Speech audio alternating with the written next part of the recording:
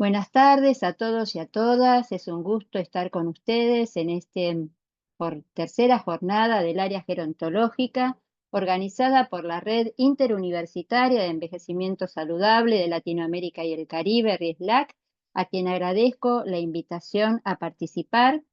Mi nombre es Gladys Renzi, soy directora de la especialización en envejecimiento activo y saludable de las personas mayores y del Grupo de Estudios sobre Envejecimiento Activo y Saludable, GESEAS, de la Universidad Nacional de Avellaneda.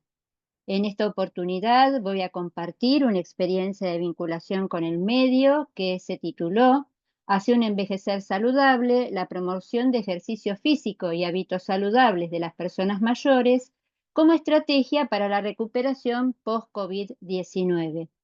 Además de docente de la Universidad Nacional de Avellaneda, soy miembro de las distintas instituciones que ustedes ven allí, los logos correspondientes. Por supuesto, soy miembro de la RIESLAC. Vamos a comenzar presentando el contexto en el que se gestó esta experiencia. En el año 2020, la Organización Mundial de la Salud reconoció a la pandemia por COVID-19 como un flagelo a nivel mundial y los distintos países, entre ellos Argentina, tomaron medidas sociosanitarias para proteger a su población. En Argentina se tomaron dos medidas. Una de ellas fue el aislamiento social preventivo y obligatorio, que duró hasta el diciembre del año 2020, y la segunda fue el distanciamiento social preventivo y obligatorio. En ambos casos, estas medidas afectaron, no solamente fueron tomadas para proteger a la población en su conjunto, sino que en particular recayeron sobre las personas mayores, a quienes se consideró como grupo de riesgo y a partir de esa concepción se los trató como objetos de cuidados. Esas restricciones, entre las cuales se destacó el confinamiento, duraron hasta fines del año 2021 y tuvieron distintos efectos secundarios no deseados que afectaron tanto las capacidades físicas como las capacidades mentales de las personas mayores. Entre las capacidades físicas se pueden nombrar la inactividad física, el sedentarismo, la disminución de la masa y fuerza muscular, el debilitamiento óseo, el aumento del peso corporal. Y respecto de las características psíquicas, la soledad no deseada, que generó cambios de ánimo, ansiedad, depresión, miedos, considerados por distintos investigadores como síntomas propios de un estrés postraumático, que además dejaron una serie de aspectos que inciden aún sobre el malestar psicológico de las personas mayores. Esto fue considerado por distintos investigadores como una sindemia y llevó a pensar que, más que un grupo de riesgo, las personas mayores se habían convertido en un grupo en riesgo, porque estas medidas, además de un declive y deterioro de la capacidad funcional en su conjunto y de la salud mental, estaban atentando contra el envejecimiento saludable y en particular con el enfoque de derechos que plantea la Convención Interamericana sobre la Protección de los Derechos Humanos de las Personas Mayores, que cabe aclarar que en Argentina no solamente fueron aprobados, sino que además tienen jerarquía constitucional. Para avanzar en el contexto geográfico y en el diagnóstico, cabe mencionar que este proyecto se implementó en Argentina, que es un país al sur de Latinoamérica, que cuenta en este momento con una población de más de 7 millones de habitantes mayores de 60 años. En particular en una provincia, la de Buenos Aires, que tiene un 16% de su población mayor de 60 años, y dentro de ella, de los 135 municipios que la conforman, en uno de ellos, Avellaneda, donde tiene sede la universidad de la que formó parte, que cuenta con 370.000 habitantes, de los cuales más del 20% son mayores de 60 años. Dentro de las 7 localidades que conforman Avellaneda, este proyecto se implementó en la que tiene el mayor porcentaje de personas mayores y además donde está radicada la principal sede de la universidad, que es Piñeiro. Esta localidad tiene 27.000 habitantes y de ellos 22% son mayores de 60 años. Además cuenta con 13 centros de jubilados en los cuales al momento de retomar las actividades carecían de ofertas específicas para enfrentar los efectos del confinamiento.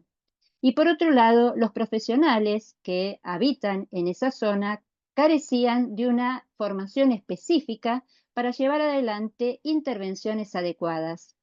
Eso fue lo que generó el proyecto de vinculación y transferencia titulado Hacia un envejecer saludable,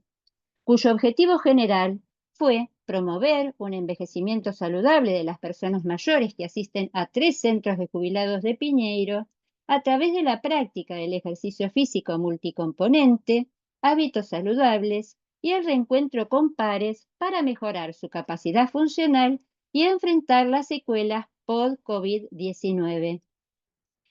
Como metodología se implementaron una serie de pasos, entre los cuales el primero fue el diseño de un plan de atención primaria de la salud integrada y personalizada, que consistió en un programa de entrenamiento físico multicomponente y hábitos saludables, con modalidad de taller, en el período comprendido entre abril y noviembre del año 2022, en un entorno sociocomunitario como son los centros de jubilados. El propósito del proyecto fue optimizar las capacidades intrínsecas post-confinamiento con la intención de preservar la capacidad funcional, prevenir la fragilidad y promover un envejecimiento saludable de las personas mayores de Piñeiro. Se implementó en esos 3 centros que ustedes ven allí: Idea Feliz, Amado Nervo y Los Amigos. Y previo a la implementación del proyecto se realizaron acuerdos con autoridades municipales, de gestión local del PAMI, que es la obra social para personas mayores, jubilados y pensionados del país, y de los centros de jubilados implicados. Como primer paso de la implementación, fue necesario conformar un equipo interdisciplinario que estuvo conformado por docentes, estudiantes y graduados de 2 carreras del Departamento de Salud y Actividad Física, como son actividad física y enfermería. Como primera actividad de esa implementación, se realizó una capacitación que en primer término fue general para todos los integrantes del equipo y luego específica según los roles y tareas a desempeñar. Esa capacitación comprendió 4 encuentros virtuales y el proyecto en su conjunto favoreció las prácticas preprofesionales de los estudiantes en contextos reales y al mismo tiempo que se realizaron actividades de extensión, también en paralelo se realizó un proyecto de investigación que permitió a muchos de esos estudiantes realizar sus tesinas de grado. Allí vemos imágenes del equipo en su primera reunión, de la capacitación, de una de las específica para los integrantes de actividad física y deporte, uno de los flyers para la difusión y la portada del artículo donde se explicita la articulación de extensión e investigación. Como segundo paso de la implementación, se realizó una evaluación inicial a partir del uso de 2 instrumentos. En primer lugar, se utilizó la guía ICOP, elaborada por la Organización Mundial de la Salud y la Organización Panamericana de la Salud. Ustedes allí ven la portada del manual, que consiste en el tamizaje, comienza con un tamizaje de los 5 dominios de las capacidades intrínsecas, que luego voy a explicitar, y además de ese instrumento para el conjunto de las capacidades, también se utilizó, se implementó la valoración funcional, en particular para las capacidades físicas, a partir de la implementación del SPPB, es decir, del Short Performance, Physical Performance Battery y riesgo de caídas, y allí vemos algunas fotos a las participantes realizando las pruebas, entre ellas equilibrio, marcha en 4 metros, parar y sentarse, es decir, sentadillas, y las pruebas complementarias de riesgo de caídas, como fueron marcha de 6 metros, time up and go, interrogaciones sobre caídas recientes y alteraciones de la cognición. Como continuidad de la evaluación inicial, se realizó, en base a esos datos, un plan de entrenamiento a partir de la tipología identificada luego de la evaluación con el SPPB. Y se identificó que las personas participantes tenían tipologías tanto de características D, es decir, con escasa limitación funcional, C de prefragilidad, B fragilidad o A de discapacidad. Y a partir de eso se seleccionaron los programas de ejercicios de los distintos pasaportes en función de las tipologías para dar lugar al diseño de un plan de entrenamiento multicomponente para estimular la fuerza, la resistencia aeróbica y la flexibilidad como capacidades condicionales, junto con el equilibrio y el conjunto de las capacidades coordinativas, y para implementarlo se lo hizo en forma conjunta con un diseño de investigación cuasi experimental en el cual se consideró a las personas mayores participantes, 60 en su inicio, que se distribuían entre 15 y 20 en cada uno de los centros y cuyas edades oscilaron entre los 60 y los 88 años, siendo el promedio los 74 años y en su mayoría, el 95%, eran mujeres. Para realizar ese entrenamiento multicomponente utilizamos como base el programa Vivifrel, igual que para la evaluación inicial, y pudimos dar testimonio de la experiencia y de la particularidad con lo que lo implementamos en ese libro que ustedes ven allí, Promoviendo un buen envejecer, que los invitamos a descargar porque es de acceso gratuito en la página de nuestra universidad.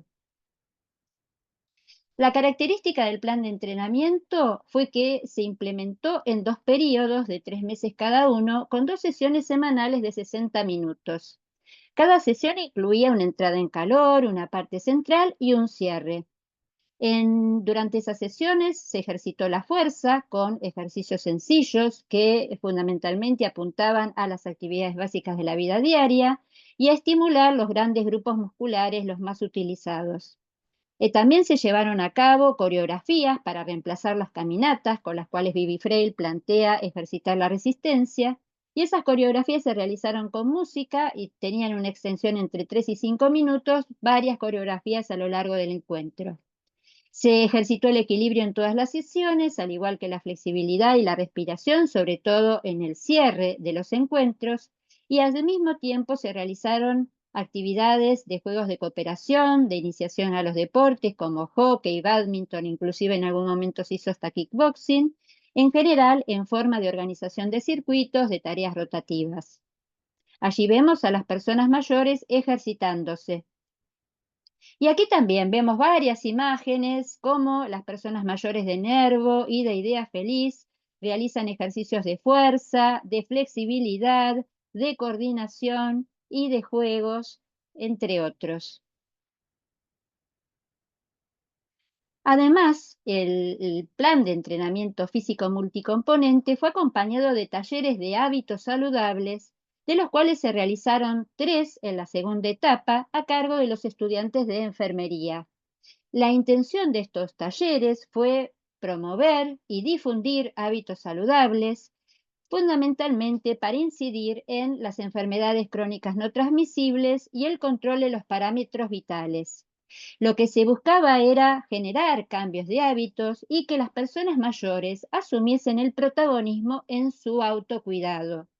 Además, se puso el énfasis en los lazos de amistad porque se comprobó en distintas investigaciones que lo que más adhiere a la práctica del ejercicio físico es la relación con los otros. Por eso así ustedes ven el flyer de una mateada que se realizó el 15 de junio, día de toma de conciencia contra el abuso o maltrato, y ven a las distintas asistentes de Nervo compartiendo el momento. Allí también ven 2 encuentros donde se trataron distintos temas y uno de los volantes que se repartían para difundir los hábitos. Además, hizo un seguimiento y monitoreo y se fue haciendo un registro de la evolución y de la permanencia de los asistentes a los talleres.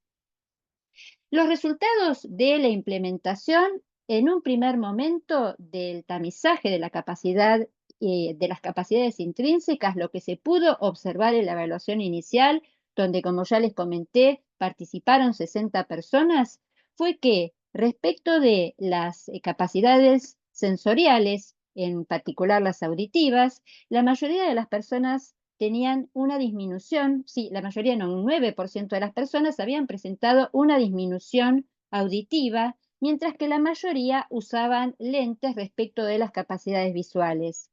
En cuanto a la vitalidad, que en general se mide a partir de la alimentación, se comprobó que 24% de la muestra tenía alteraciones de la alimentación. Y respecto de las capacidades cognitivas, se observó desorientación en el 30% de la muestra y algunas alteraciones de la cognición en un 12% de ellas. Respecto de la afectividad, se comprobó que el 47% presentaba algunos síntomas compatibles con la depresión. De todas ellas se hizo una derivación, una orientación y se fue haciendo un seguimiento a lo largo de los 6 meses que duró la implementación del proyecto.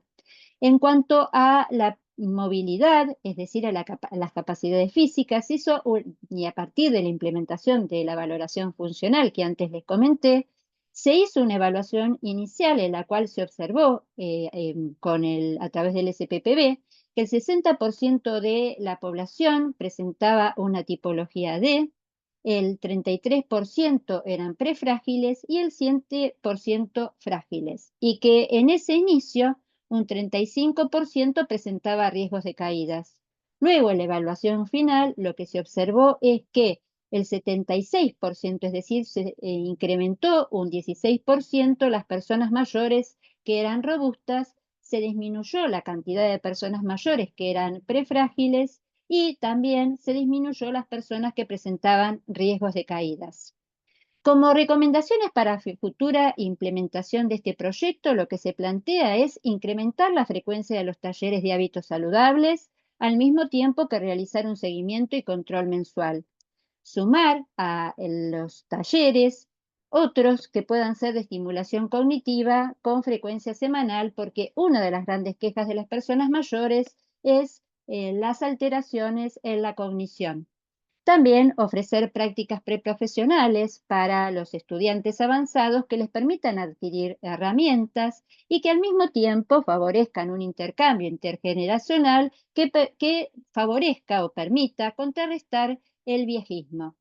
Respecto de la continuidad y replicación de este tipo de programas, lo que se propone es incluirlo como parte de las políticas públicas vigentes en programas existentes con subsidio, ya sea municipal, provincial, creando una red local de servicios gerontológicos sociosanitarios. E invitar a la Organización Panamericana de la Salud y Organización Mundial de la Salud a que continúen capacitando a profesionales en el uso de la guía ICOP y que al mismo tiempo generen con los distintos gobiernos de los países que adhieren a la década la asignación de subsidios para la implementación como parte justamente de la década y de sus áreas de implementación. Como conclusiones, lo que se logró a partir de este proyecto fue mejorar las capacidades intrínsecas físicas y mentales de las personas mayores que participaron activamente del entrenamiento y se facilitó el encuentro con pares. Se contribuyó a contrarrestar y superar las secuelas del confinamiento y los temores por las actividades físicas presenciales. Se fortaleció la formación académica de los estudiantes que participaron en experiencias de extensión, investigación y transferencia. Se favoreció el ejercicio del rol profesional y se promovió un cambio de forma de pensar, sentir y hacer respecto de la edad y el envejecimiento. Se ofrecieron situaciones de enseñanza contextualizadas y basadas en la articulación entre teoría y práctica, y se incorporaron los saberes construidos en las materias relacionadas con el envejecimiento, tanto en el grado como en el posgrado, favoreciendo la curricularización de la práctica y el protagonismo de los participantes, tanto de los estudiantes como de las personas mayores.